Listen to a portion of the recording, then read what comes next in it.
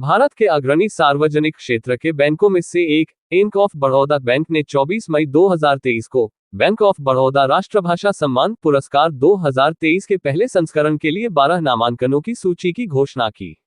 पंजाबी उपन्यास बाकी साफा 5 पार पुरस्कार के लिए नामांकित 12 उपन्यासों की सूची में शामिल है।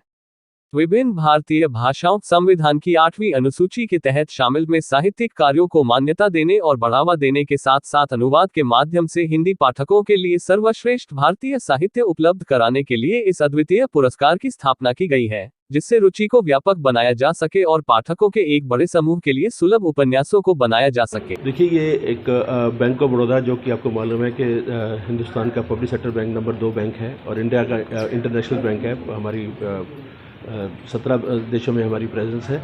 यहाँ पे हमने एक राष्ट्रभाषा सम्मान,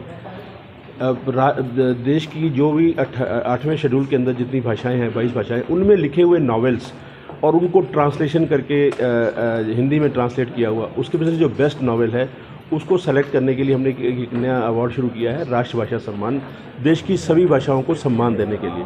तो उसी के अंतर्गत हमने एक लॉन्ग लिस्ट का अनाउंसमेंट किया था।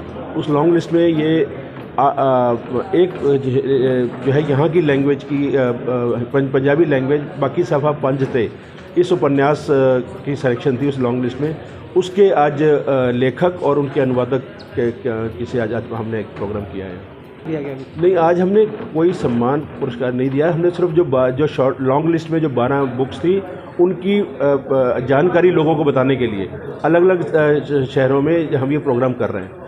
इसके बाद एक शॉर्ट लिस्ट का अनाउंसमेंट होगा। 6 इसमें से 12 में से 6 चुनी जाएंगी और उन 6 को हम 11 तारीख को दिल्ली में एक सेरेमनी करके, अवार्ड सेरेमनी होगी, उसमें से हम बेस्ट जो होगा उसको हम 21 लाख की पुरस्कार राशि और 15 लाख जो है वो अनुवादक को मिलेंगे। और उसके बाद 5 जो और सेकंड जो बुक्स होंगी उसमें से 3 लाख मूल लेखक को और 2 लाख अनुवादक को सबको मिलेंगे। सिलेक्शन के लिए हमने एक ज्यूरी जो उसमें बड़े एमिनेंट पर्सनैलिटी हैं, 5 लोग हैं, जो गीतांजलि श्री, जो रेत समाधि जिनकी एक बड़ी बुक जिसको बुकर प्राइज़ मिला है, वो उसकी हेड है।